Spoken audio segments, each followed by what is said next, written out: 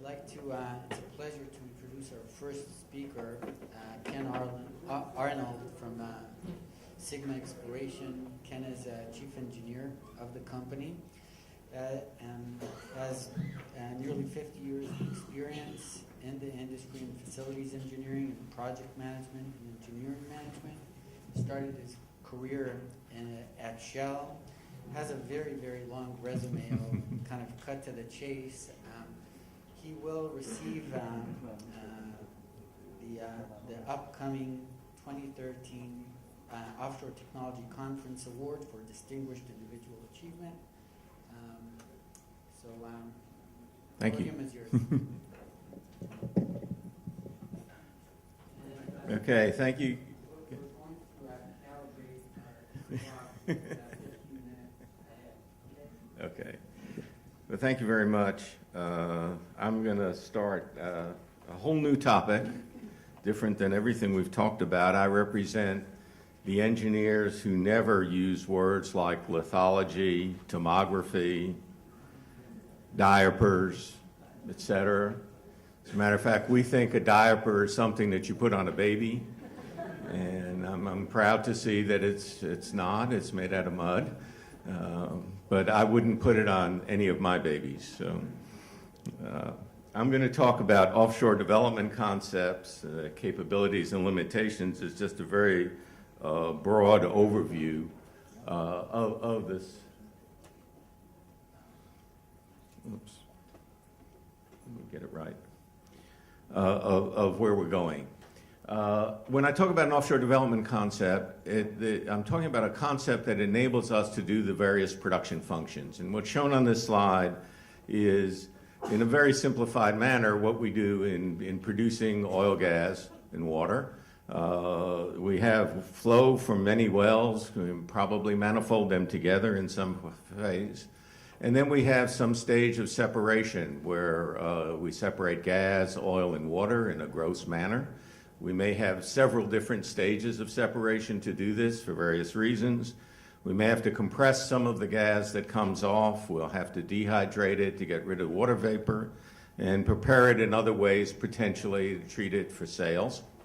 The oil that comes from our separation process probably cannot be sold. It needs to be treated further. So we have to have some treating equipment to treat it so we can sell it. And the water that comes off needs to be treated as well so that we can either re-inject it in the ground or dispose of it to the sea, in which case. So we have these functions that need to be performed. We can perform them all at one location. We can perform each one at a separate location. We have a number of concepts and a number of ways of doing this. That's the outline of, I'm going to talk about different kinds of structures, if you will, that we use in order to support the equipment. I'm not going to talk about the equipment at all. That would take way too long. And this is just a quick outline of what I'm going to talk about. And I'm going to start off first by talking about platforms, something we can use in shallow enough water so that we can have a bottom-supported structure that doesn't need to float. A typical platform would have a jacket from this point down that's secured in place by piles that are driven through the legs of the jacket and into the mud, and a deck which has the equipment on top of it. And you can see the forces it has to overcome. It has to overcome the lateral forces of wind, wave, current, and ice, not necessarily in the Mediterranean, but in other places of the world. And it has to overcome both buoyancy of the jacket itself, it's somewhat buoyant, and the gravity loads that are placed on top of the jacket. So here's a picture taken in Morgan City, Louisiana, of two jackets being built. They're they're for relatively deep water for jackets. And you see they're built on their side on these rails. And then the jacket would be skidded onto a launch barge and taken offshore. Here's a picture of the Tamar jacket being taken offshore from Corpus Christi, Texas. It's coming out from Corpus Christi and going into the Gulf of Mexico. It's very hard to put a scale on this, but these are big ocean-going, that's a big ocean-going tugboat. There are some cars in here, but it's very hard to see them because they're so small. At the same time that the jacket is being built, we'll be building a deck with all the production equipment on it and all the life support equipment, everything we need to operate. I didn't touch anything, I promise. Okay, so there's some pictures of a deck. This is not Tamar, in various stages of construction, starting from the 3D data-based model that we build it from. And you can see that different pieces are built on the ground and then lifted up on top. And eventually, the deck is also skidded out on a barge and taken to the location. So here's the Tamar deck being taken to location. And for scale, these are cars down here. Okay, so that gives you some idea of the scale of what we're talking about when we talk about some of these platforms and their decks. When we get offshore, the jacket weighs too much and we can't lift it. So that's why we build it on its side, we put it on launch rails, and what we're going to do when we get offshore is sink part of the barge and then slide the jacket off the barge. There's a rocker arm that tilts it, it goes into the water, and then the legs are full of air, they're empty, and so now a derrick barge can come by, and by flooding the legs and lifting up on the derrick barge, we can set it on bottom, and we can then be ready to put some piles in through the legs to put the piles down into the soil to hold it on location. So here's a picture of the Tamar jacket right after it was launched. And you can see, if you look very carefully, all the way in the back here is the barge it was launched from. It just went into the water.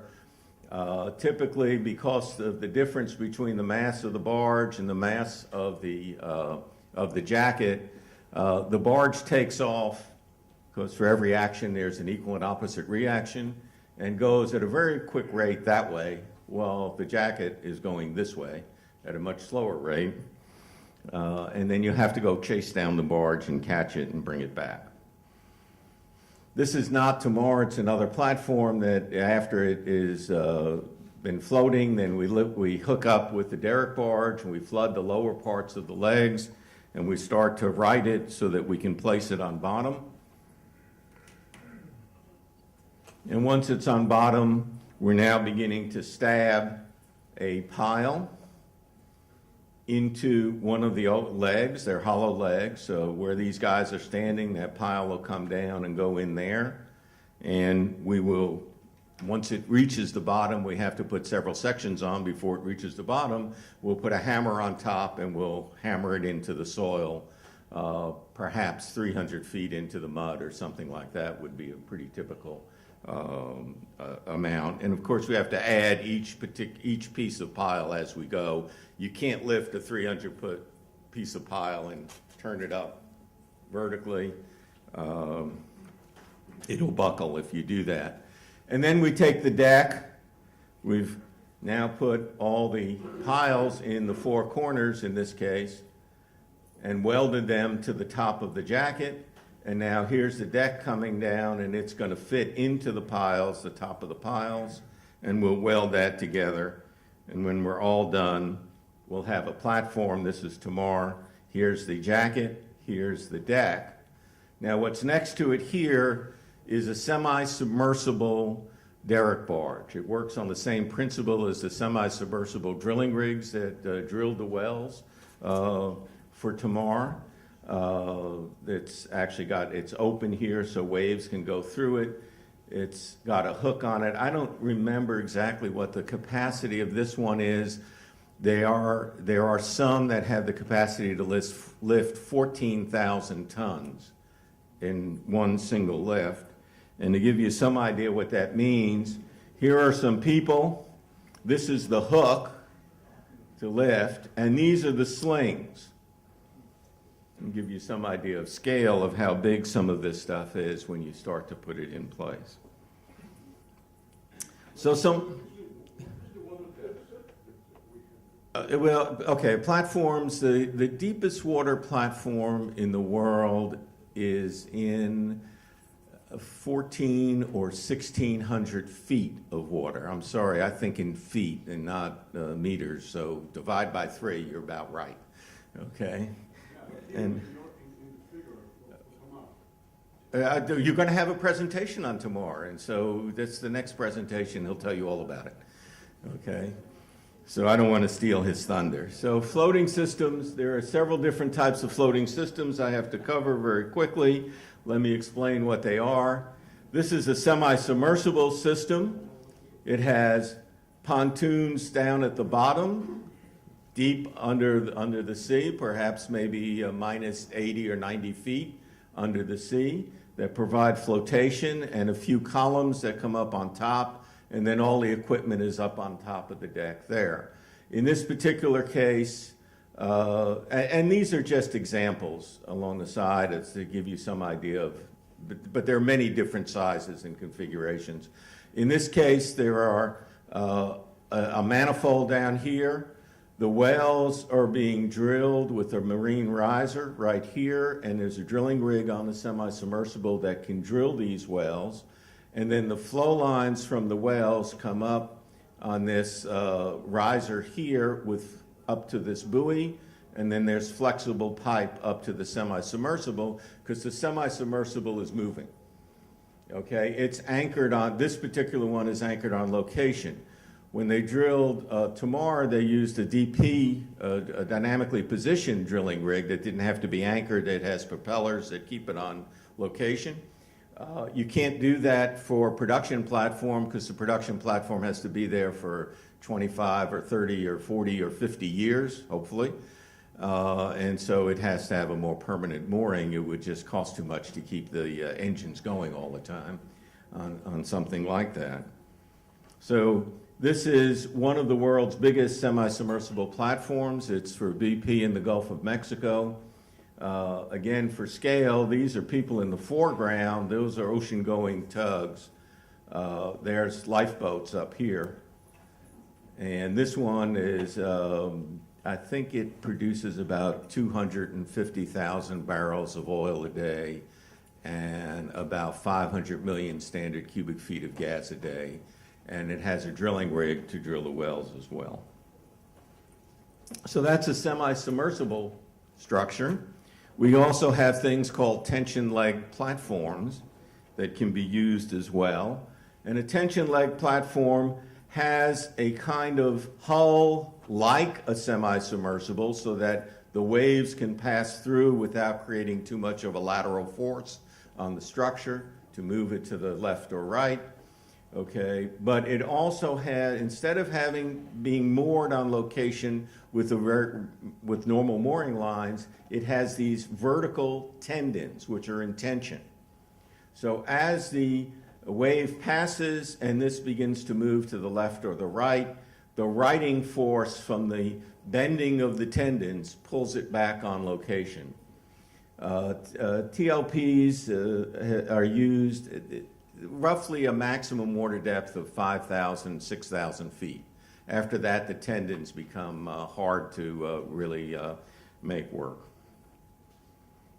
So there's the hull of a TLP. This one, I think, is Ram Powell platform for Shell in the Gulf of Mexico. It was built in Italy, and it was being transported across the Atlantic Ocean to Corpus Christi, where the top side equipment would then be put on, and it could be towed offshore on location. This is a heavy lift vessel. It has a high part in the front, a high part in the back. You sink the vessel so that the flat part in between is below the water. You float the hull on top of that. You pump the ballast water out, and then it can go, and it's just a regular vessel. Okay, this is Shell Mars TLP in the Gulf of Mexico. It's on location. The tendons are already connected. The top sides are all there. This is the kind of equipment that gets people like me much more excited than tomography. But what can you do? There's strange people in this world. Okay, another kind of floating structure we have could be a spar. This is a cartoon of a spar. A spar is just like a buoy marking a channel. It has a heavy weight down at the bottom and a buoyant chamber up at the top, so that as the wave goes by, there's a restoring moment that's created because the difference of center of gravity and the difference of center of buoyancy within the spar, and then it has the equipment up on the top. The spar is moored on location with mooring lines, but the good thing about a spar, unlike a semi-submersible has vertical movement. And so, although you can drill a well when you have vertical movement, you can't complete it with a Christmas tree at the surface. You have to have a subsea tree for the well. If you remember the cartoon I had of one before, the wells were actually subsea. They were being drilled from the semi-submersible, but the Christmas tree on top of the well was subsea. With the TLP has very little vertical movement. It's just due to the tension in the change in tension in the tendons. Similarly with the spar, the nature of a spar is it has very little vertical movement, so it is possible to drill wells from the spar. These are wells going out from this particular spar. There's the drilling rig, and complete them at the surface with a surface blowout preventer as well as a surface Christmas tree. Once you've finished drilling the wells, you can do that as well. So this is, again, a heavy lift vessel with a spar that was built probably in Korea. I'm not even sure right now. This is the buoyant chamber up on that will be on the top of the spar, and the heavy weight chamber at the bottom that's filled with magnetite or something, some iron ore or something like that to make the heavy weight. This will go offshore. It'll be launched off of the vessel, then it'll be rightened, and then the top side will be put on top of it when it's offshore. And this is a spar in the Gulf of Mexico, sitting upright. After it's launched and turned upright and moored on location, a derrick barge will come by and put the topside equipment on top of the spar. You can see there's a drilling rig right here. Okay, the next thing we have are ship shape or floating production, storage, and offloading systems. We're going to get a nice presentation on that from Kobe later on, but let me show you just so that we have it all organized here. Basically, you can take a ship, you can convert a tanker, or you can build a new ship specifically for this purpose, whichever you want to do, whatever makes sense. And it has a turret in it, which enables it to weather vane 360 degrees as the wind, the currents, and the waves change. So that the reason for that is you don't want a lateral force to hit the side of the FPSO. You want it to hit the bow, just like on a ship. And so it'll automatically weather vane around that turret. There's a company called SBM that makes those turrets. They're going to be very happy to sell you one. It is moored, the turret itself is moored on location, and it has subsea wells. You can't, because of the movement of it, it's in every case except one in the world, you can't drill from it. But there is one that does exist that was drilled from it off of West Africa. But the benefit it has is you can put a lot of storage in that hull. So I can produce the wells and store all the oil in the hull. Then when my storage is getting full, I can bring a shuttle tanker either next to the FPSO or behind the FPSO, connect a hose, and offload. That's where the O comes from: floating, production, storage, and offloading, FPSO. So I can now pump at a very rapid rate out of this hull into the shuttle tanker. He goes away, and now I keep filling up this hull again as I'm producing oil. So you could have 1 million or more barrels of storage in the hull of the FPSO, And if you're producing 10,000 barrels of oil a day, it'll take you a long time to fill that up before you need a shuttle tanker. This is the mooring system, the turret that's in the middle of this vessel here. Is a cartoon, shows the same vessel here with the flow lines coming from the turret. These are flexible flow lines coming from the turret down to where the wells are, and they're subsea wells that are completed. Now, everybody always asks me, well, what's the best? And the answer is, there is no best. Each one has pros and cons associated with it. You know, I've listed them here, but these are, you know, whether we're talking about capital cost or operating costs, payload capacity, all these different parameters that you may want to consider for your specific field. And you can see that H is a high score, the light blue, and nobody has an H all the way through. Each one of these has good things about it. Some of them have bad things as well. Most of them have at least an L, red, that says, well, it's really not good for this application. And many of them have M's, which just mean it's a medium score. So what happens is you have to do a study. Sometimes it is as difficult as a geological study. I know that's hard to believe, but we do work hard and come to a conclusion as to which is the best way to produce your field. And keep in mind, your field may have multiple things. It may have a floating facility that then has some of the process equipment on it, and then flows go to a shallow water platform, which has more process equipment on it. There are many different options that you can have in producing an offshore, in developing an offshore concept for a specific reservoir. Okay, I want to talk a little bit about subsea concepts as well, because that's a very important thing, especially here right now with Tamar being a subsea development. But we have various kinds of subsea equipment that we can use in various water depths.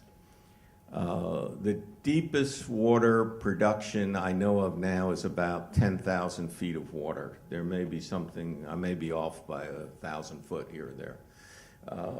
But what you see here is several wells, wellheads, with flow lines that come to a manifold. Then there are two pipelines that leave the manifold and come to a pipeline end terminal. So here's a pipeline from someplace, we don't know where, coming here, going to the PLET, the pipeline end terminal, a jumper to the manifold. There's another pipeline here. But of course, I need to be able to control these wells. So I need an umbilical that has hydraulics or electrical or both, as also has to have tubes in it so I can pump chemicals down to the well to maintain it. Maybe I need corrosion control chemicals. I may need hydrate inhibition chemicals. I may need paraffin inhibition chemicals. So I have more than one tube in my umbilical that comes down here to a terminal, which allows switching to each of the three wells, as well as perhaps coming over, yes it does, comes over here to the manifold, so I can switch any well into either of these two flow lines.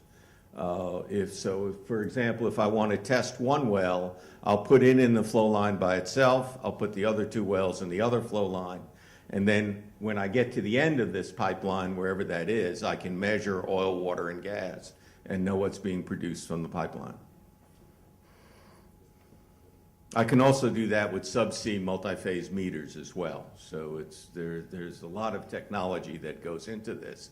Just to give you an example, this is a field off of Norway where the water depth is given to you. The wells are located here. There's an escarpment, and the flow comes all the way to shore, which is 120 kilometers, where all the equipment for doing the production functions are actually on shore in this case. Nothing is floating overhead, and nothing is in a shallow water platform. But there are many different operations that you can have, many different configurations you can do when you put these pieces together. This is a picture of the subsea manifold installation for Tamar. That's the manifold connecting the 5 wells together, but I'm sure we're going to hear about that later. So I'll pass over that. But keep in mind, we can do more than that. We now have capability of doing subsea compression. We can do multi-phase pumps. We can do separation. This is the latest, it's more than a pilot. It's been piloted, but now it's actually installed, and some of us are waiting to see how well it actually works. We don't know yet. But in this particular case, they produce the wells to a subsea facility that separates the water from the oil and the gas. The oil and the gas are then recombined, and they're pumped through, they're measured in a multi-phase meter, and then they're pumped through a multi-phase pump, a subsea multi-phase pump, in 2 separate pipelines that go to a shallow water platform. That's, I forget how many kilometers away, about 60 or 70 kilometers away.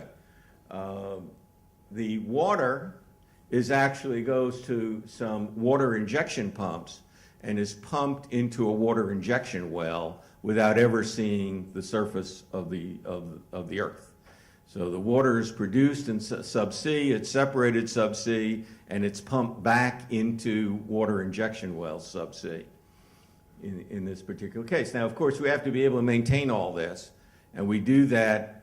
All of these are in modules that can be unplugged, lift to the surface, and repaired or replaced, and it all has to be accessible by ROVs, remote operated vehicles, and so the instrumentation and involvement in something like this is quite high in order to make these processes work. Finally, I want to talk a little bit about flow assurance. If we're talking about any kind of subsea development, then flow assurance is a very important aspect. And these are the 3 things we consider most important that we have to worry about. We heard a little bit about hydrates yesterday, so that helps out a little bit.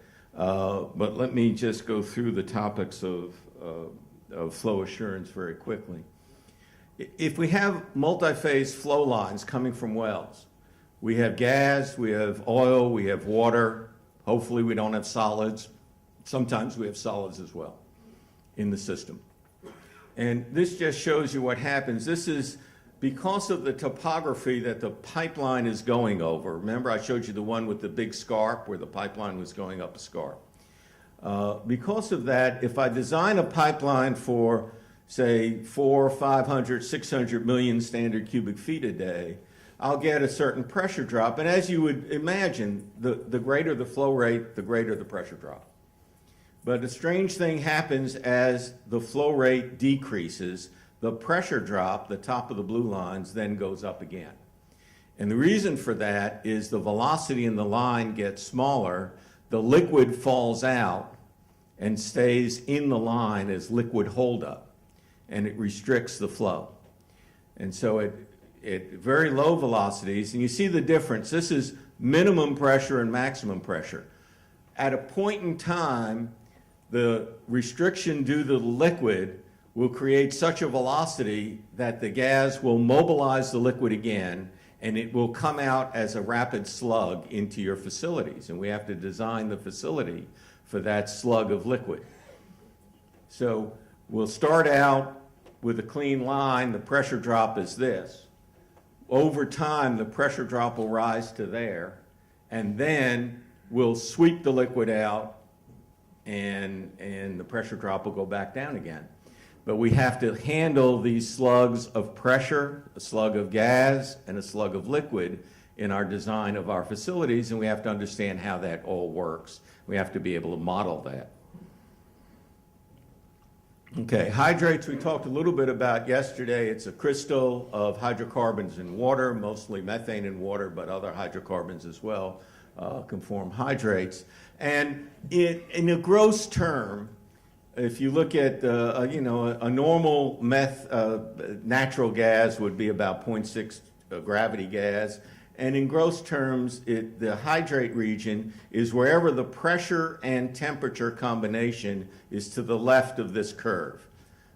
Over here is safe, okay, if the temperature is hot enough. What that basically translates into is for most flow lines that we're dealing with, somewhere between 15 and 20 degrees C. If it gets any colder than that, we will form hydrates. And as we heard yesterday, hydrates can form a plug and can cause a lot of problems with our system, can cause pressure buildups, but can also, even if it doesn't cause too high a pressure buildup, the hydrates moving in the line can cause problems downstream.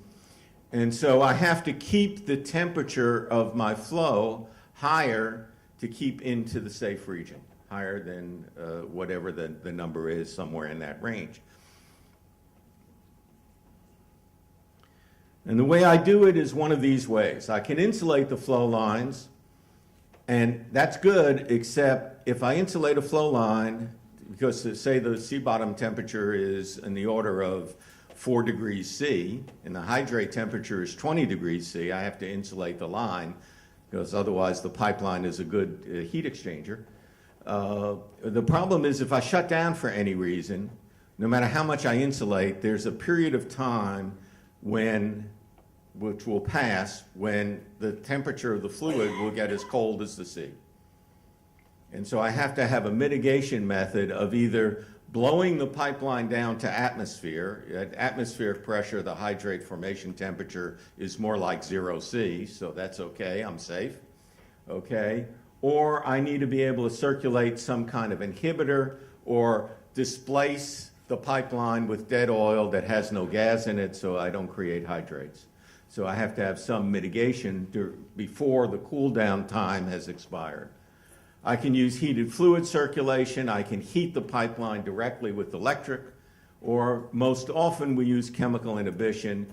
The most common is methanol in pure gas systems. In oil-dominated systems, it's monoethylene glycol, or I can use low-dose hydrate inhibitors to lower, to keep it from agglomerating. We talked about that yesterday, but even so, with the low-dose inhibitor, that does not help me during the cool down time. Wax is a problem. If I get below the pour point of the crude or the wax appearance temperature of the crude, then I can get wax like this in my pipeline. Some gases, as we heard yesterday, can have wax appearance temperatures as high as 90 degrees Fahrenheit, and so that becomes a problem. I can mitigate it with insulation, with pigging, by running a pig through the pipeline periodically. So if the wax deposits, I pig once a week and just clean out the wax, because it takes a period of time before it deposits in blocks. I can put hot oil in the line. I can use chemical pour point depressants to depress the pour point, or I can use solvents to clean it out. So that's my basic presentation. And the point I want to leave you with is, this is not a specific field, by the way. We have lots of different solutions to the problems that you give us by finding oil in very deep water. And all it takes is a little bit of engineering knowledge and know-how, and we can handle it. So rest assured, whatever you find, we can produce. Thank you.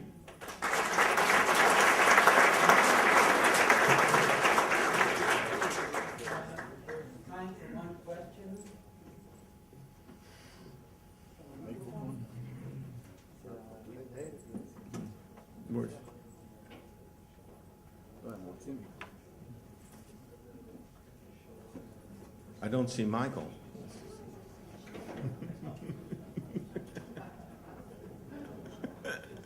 How can we have a question? Thank you, Ken, for this excellent presentation. Only one point. I know in this room some people are concerned by sustainable development, and they want the Mediterranean Sea being a closed sea. They want to avoid any big problems. In Europe, maybe you don't have this problem in the United States. The Norwegian government, I think this afternoon there is one Norwegian fellow who is going to talk, forbids to use methanol. The Dutch government forbids to use methanol. Why? Because methanol, you know it perfectly, can make people blind. If the fish eat it and you eat the fish, it's not very good for you to become blind, and can even kill people. Yeah. Then I think why the low dosage inhibitors were developed mainly in Colorado School of Mines, but also in IFP and in other places, is not to talk anymore about methanol because it is extremely harmful, mainly in countries where... Yeah, let me disagree with you. Okay, I understand your point. The methanol it's a problem, and it's also a problem because methanol, when it burns, it's a flame you cannot see. So that makes it a safety hazard as well, and we try not to use methanol. We typically use methanol in very, very small amounts. You use methanol where you have an enclosed system, and you're not putting the methanol into the sea at all, and you're not putting it in water that's going into the sea. But again, if you have a lot of water production and a lot of gas production, methanol doesn't work. Monoethylene glycol is the chemical of preference in that case, rather than methanol. But there's still, I think it's perfectly sustainable to use methanol in the right circumstances. We use ammonia sometimes in industrial processes, and ammonia is also a poison that you don't want to get loose. So I agree with you. I don't like methanol. I usually use MEG if I can, but methanol is easier to regenerate than MEG, because in methanol you boil the methanol out of the water to regenerate it and reuse it. In MEG, you boil the water out of the MEG, which leaves the salts behind. And then you have to remove the salts from the MEG, or they'll build up and make it impossible. You have a scale problem you wouldn't believe. Okay, so there's no one answer. Low-dose hydrate inhibitors work well, but they don't work if you have low spots where water is accumulating in your pipeline. You need something else in there as well. And you do have the problem after cool down period of if you're only using the low-dose hydrate inhibitors. But low-dose hydrate inhibitors work extremely well if you have a liquid-dominated system and you have a plan to back it up.